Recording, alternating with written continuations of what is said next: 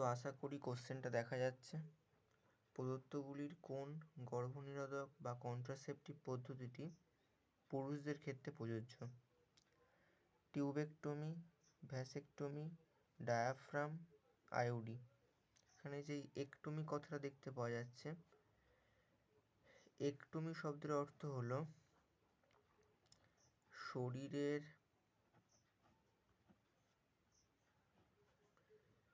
ভেতরের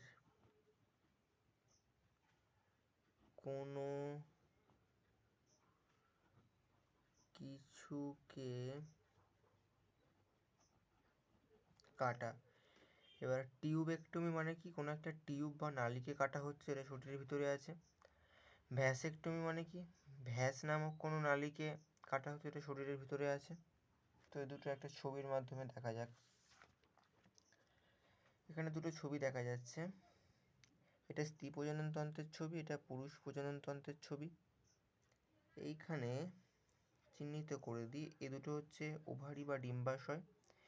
একটা নালী এখান থেকে এসছে, এই নালীর মাধ্যমে এখান থেকে ডিম্ব তৈরি হয়ে এখানে আসে এবং এই পথ দিয়ে শুক্রাণু আসে এবং এখানে ফার্টিলাইজেশন বা নিষেক হয়, এখানেই বাচ্চা তৈরি হয়। তো এই ফ্যালোপিয়ান টিউব দুটোকে যদি কেটে এরকমভাবে বেঁধে দেওয়া হয়, তাহলে ডিম্ব এখানে আসতে পারবে না কখনোই। ফলে এখানে শুক্রাণু এলেও কখনোই নিষেক হয়ে বাচ্চা তৈরি হবে না। যেহেতু এই ফ্যালোপিয়ান টিউব দুটোকে এখানে কেটে দেওয়া হয়, তাই এটাকে বলা হয় টিউবেক্টমি। তো আশা করি বোঝা গেল টিউবেক্টমি তাহলে কাদের ক্ষেত্রে করা হয়? স্ত্রী মহিলাদের ক্ষেত্রে কোন নালীটাকে কাটা হয়? ফ্যালোপিয়ান টিউবটাকে কেটে দেওয়া হয়ে থাকে। ভ্যাসেক্টমিতে কি করা হয়? এটা পুরুষ প্রজননতন্ত্রের ছবি, এ দুটো শুক্রাশয়, এটা পেনিস। এই যে নালীটা দেখানো হয়েছে এটার নাম ভাস ডিফারেন্স। এই নালীর মাধ্যমে শুক্রাণু শুক্রাশয় থেকে তৈরি হয়ে এই পথ দিয়ে বাইরে বের হয়ে যাবে। যদি এই ভাস ডিফারেন্স দুটোকে কেটে বেঁধে দেওয়া হয়, তাহলে শুক্রাণু কখনো এখান থেকে বাইরে আসতে পারবে না।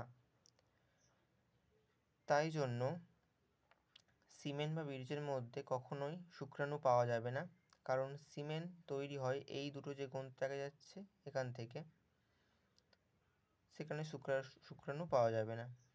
তাহলে পুরুষদের ক্ষেত্রে যেহেতু এই ভাস ডিফারেন্স নালীটাকে কেটে বেঁধে দেওয়া হয়, তাই জন্য এটাকে বলা হচ্ছে ভ্যাসেক্টমি। তাহলে ভ্যাসেক্টমি মানে ভাস ডিফারেন্সে কেটে বেঁধে দেওয়া হয়, টিউবেক্টমি মানে ফ্যালোপিয়ান টিউবকে।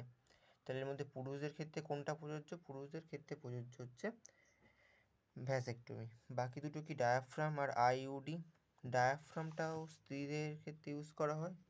এই যে জায়গাটা দেখতে পাওয়া যাচ্ছে সার্ভিক্স, সেখান দিয়ে পেনিস প্রবেশ করবে, এই পেনিসটা, এই সার্ভিক্স রিজিয়নে ডায়াফ্রাম ইউজ করা হয়, যার ফলে সিমেন কখনো ভিতরে আসতে পারে না। আর একটা অপশান রয়েছে আইইউডি। আইইউডির ফুল ফর্ম হচ্ছে ইন্ট্রা ইউটিরাইন ডিভাইস।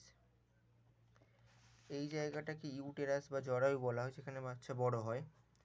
তো এই ইউটেরাসের মধ্যে কোনো একটা ডিভাইসকে যদি আমি রেখে দিই, তাহলে কখনোই বাচ্চা বড় হতে পারবে না, সেটাকেই বলা হয় আইইউডি বা ইন্ট্রা-ইউটেরাইন ডিভাইস। তাহলে এখান থেকে যেটা জানা গেল, স্ত্রীদের ক্ষেত্রে টিউবেক্টমি, ডায়াফ্রাম এবং আইইউডি কন্ট্রাসেপটিভ বা গর্ভনিরোধক হিসেবে ইউজ করা হয় এবং পুরুষদের ক্ষেত্রে ভ্যাসেক্টমি। আশা করি বোঝা গেল।